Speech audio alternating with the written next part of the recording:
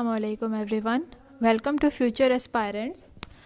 I am today here with the topic of division and branches of biology. This topic is taken from class 9th of Biology Punjab textbook. So let us start with the topic. When we talk about biology, biology means the study of living organisms.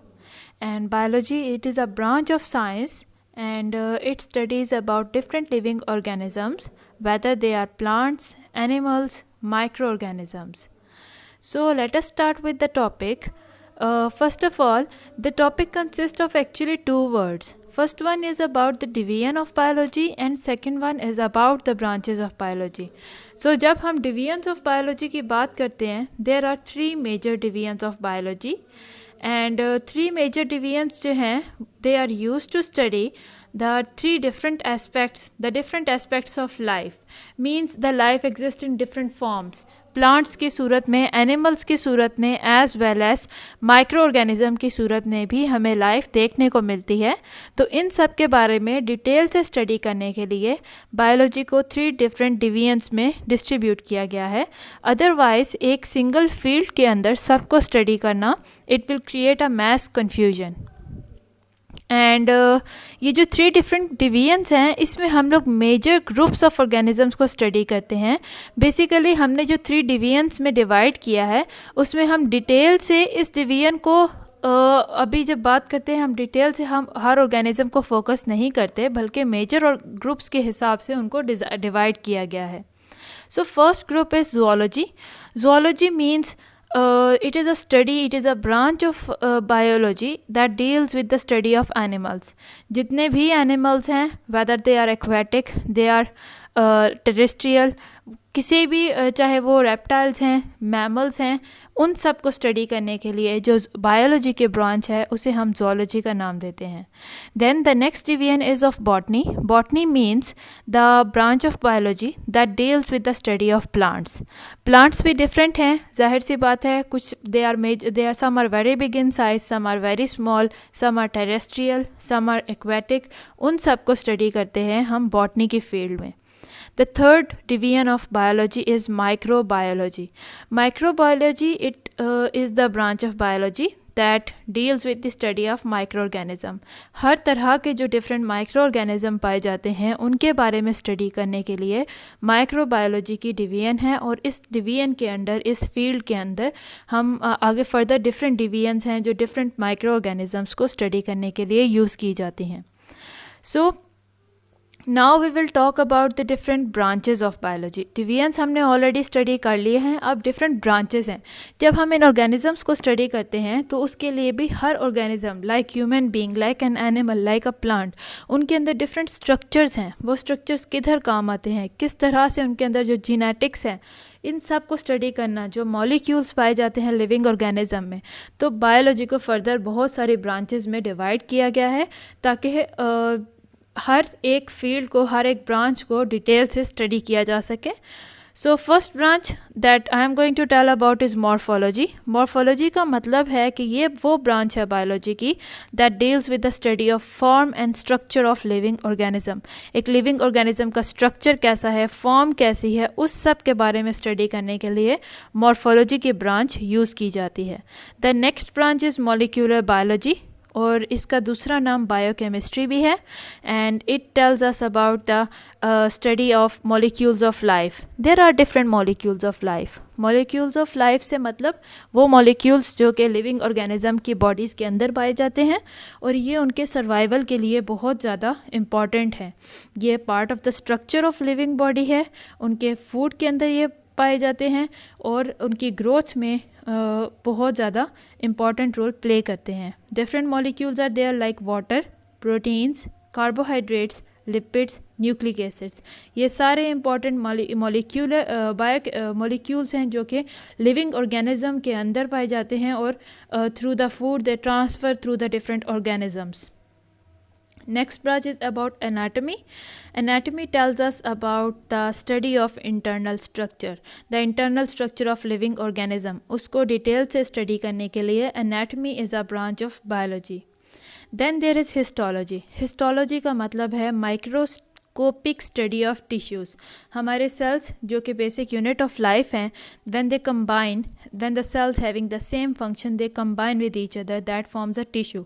और इस tissue को study करने के लिए जो branch है that is histology.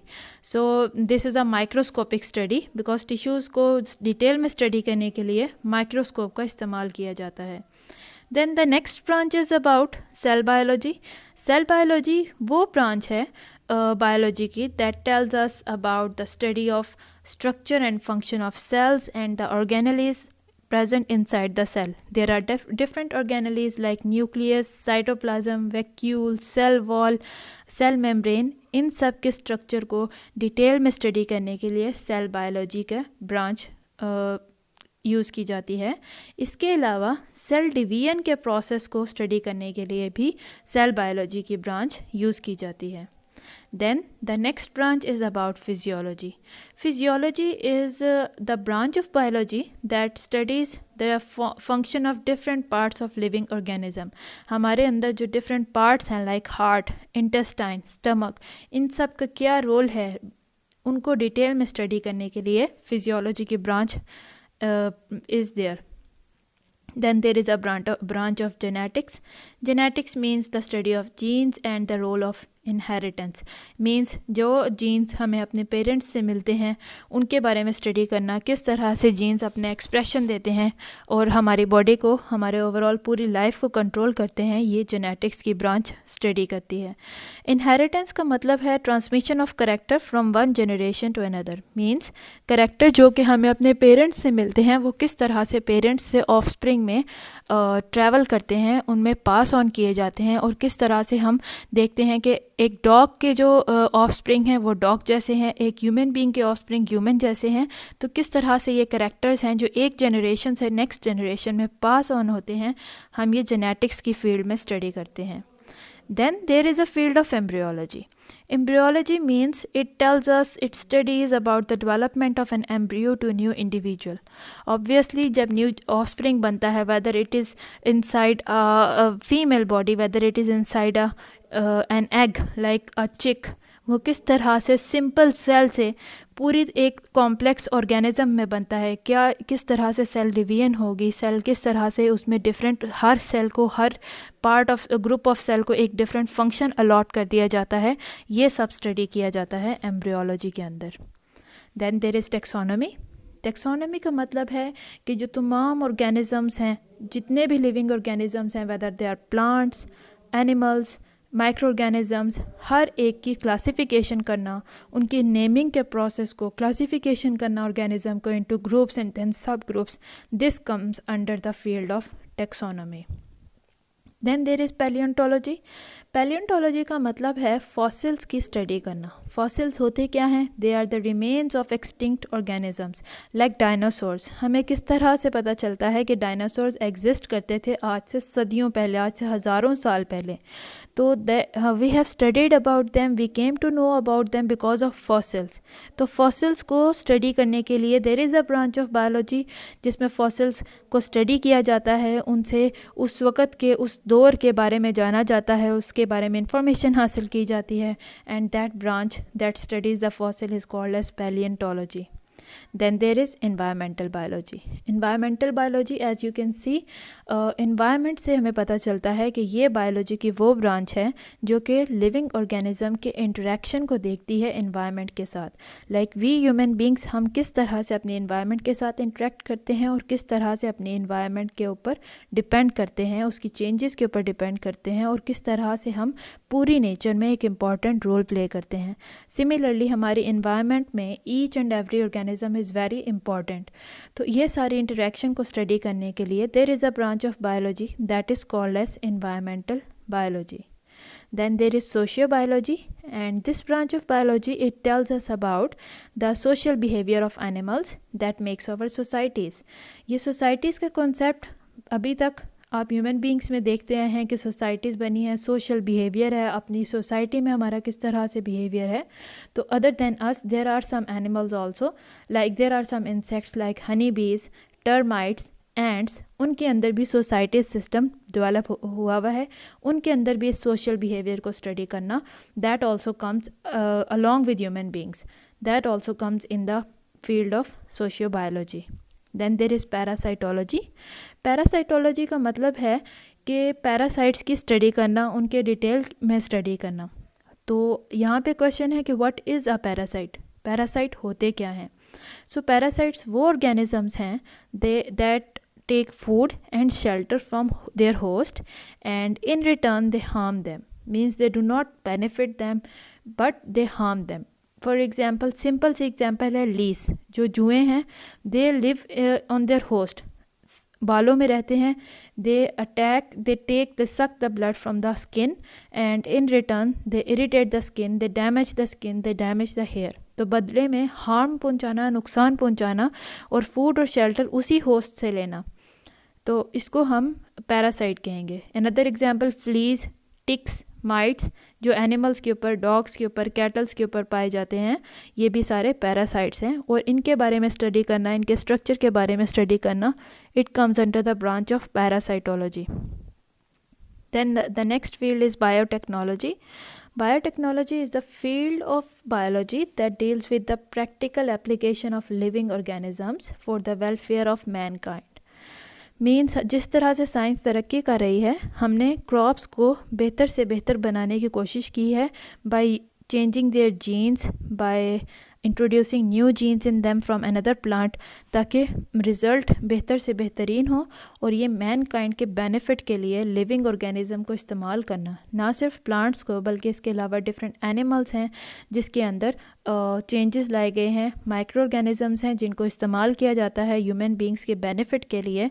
ये सब जो है इट कम्स, इनकी स्टडी करना, इनके बारे में जानना, it comes under the field of biotechnology.